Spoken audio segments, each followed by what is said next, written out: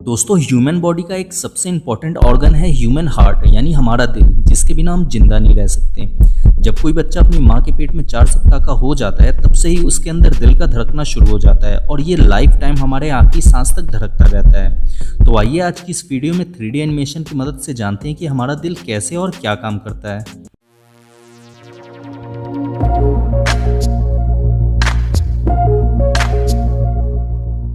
दोस्तों हमारे दिल का काम हमारे शरीर में बह रहे खून को कंट्रोल करके रखना है और ये काम ये कैसे करता है आइए इसी डिटेल से समझते हैं। हम ये बात तो जानते हैं कि हमारा बॉडी छोटे छोटे सेल्स यानी कोशिकाओं से मिलकर बना है और हमारे हर बॉडी सेल्स को जिंदा रहने के लिए ऑक्सीजन की ज़रूरत होती है। हमारे बॉडी के हर सेल्स तक ऑक्सीजन को कैरी करके पहुंचाने का काम हमारे ब्लड में मौजूद रेड ब्लड सेल्स करते हैं। रेड ब्लड सेल्स हमारे फेफड़ों से ऑक्सीजन को लेकर बॉडी के हर सेल्स तक पहुंचाते रहते हैं और उनसे कार्बन डाइऑक्साइड लेकर फेफड़ों को देते रहते हैं। जिन रेड ब्लड सेल्स के पास ऑक्सीजन होता है उनका कलर लाल होता है और ऐसे रेड ब्लड सेल्स वाले ब्लड को ऑक्सीनेटेड ब्लड कहते हैं और जिन रेड ब्लड सेल्स के पास कार्बन डाइऑक्साइड होता है उनका कलर हल्का काला हो जाता है और ऐसे रेड ब्लड सेल्स वाले ब्लड को डीऑक्सीनेटेड ब्लड कहते हैं। हमारा दिल इन्हीं ऑक्सीनेटेड और डीऑक्सीनेटेड ब्लड को कंट्रोल करके हमारे पूरे बॉडी को सप्लाई करता रहता है। हमारे पूरे बॉडी में 2 तरह के ब्लड वेसल्स यानी खून की नलियां होती हैं जिन्हें आर्टरी यानी धमनी और वेन यानी नस कहते हैं। वेन पूरे बॉडी सेल से डीऑक्सीनेटेड ब्लड को दिल तक पहुंचाने का काम करता है और आर्टरी दिल से ऑक्सीनेटेड ब्लड को पूरे बॉडी सेल्स तक पहुंचाने का काम करता है। इसे हम इस तरह से भी कह सकते हैं कि वेन के माध्यम से डीऑक्सीनेटेड ब्लड की सप्लाई होती है और आर्टरीज के माध्यम से ऑक्सीनेटेड ब्लड की सप्लाई होती है। जब हम दिल को देखेंगे तो हमें दिल के अंदर डीऑक्सीनेटेड ब्लड को पहुंचाने के लिए 2 ब्लड वेसल्स जुड़ी हुई दिखाई देती है। इन्हें वेन कावा कहते हैं। फिर इन डीऑक्सीनेटेड ब्लड को फेफड़ों तक भेजने के लिए 2 और ब्लड वेसल्स जुड़ी हुई दिखाई देती है। इन्हें पुलमोनरी आर्टरी कहते हैं। फेफड़ों से ऑक्सीनेटेड ब्लड को दिल तक पहुंचाने के लिए 4 ब्लड वेसल्स जुड़ी हुई होती है। इन्हें पुलमोनरी वेन कहते हैं।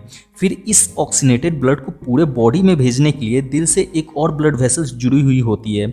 इसे एरोटा यानी महाधमनी कहते हैं। ये पूरे शरीर की सबसे मजबूत धमनी होती है। तो आइए अब देखते हैं कि हमारा दिल कैसे काम करता है। हमारे दिल के अंदर टोटल 4 चैम्बर होते हैं जिन्हें right atrium, left atrium, right ventricle और लेफ्ट वेंट्रिकल कहते हैं। राइट एट्रियम में पूरे बॉडी से लाया गया डीऑक्सीनेटेड ब्लड वेन कावा से एंटर होता है। फिर राइट एट्रियम इसे पंप करके नीचे राइट वेंट्रिकल में भेज देता है।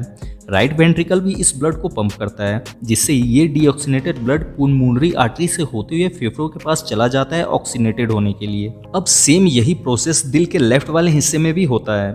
फेफड़ों से ब्लड ऑक्सीनेटेड होकर पुलमोनरी वेन से दिल के लेफ्ट एट्रियम में पहुंचता है। लेफ्ट एट्रियम इस ब्लड को पंप करके नीचे लेफ्ट वेंट्रिकल में भेज देता है। फिर लेफ्ट वेंट्रिकल भी इस ऑक्सीनेटेड ब्लड को पंप करता है जिसकी वजह से ये ब्लड एरोटा से होते हुए पूरे बॉडी में चला जाता है। इस तरह से दिल के अंदर ये प्रोसेस चलता रहता है। एक साइड से डीऑक्सीनेटेड ब्लड दिल के अंदर आता रहता है और दूसरे साइड से ऑक्सीनेटेड ब्लड पूरे बॉडी में सप्लाई होता रहता है।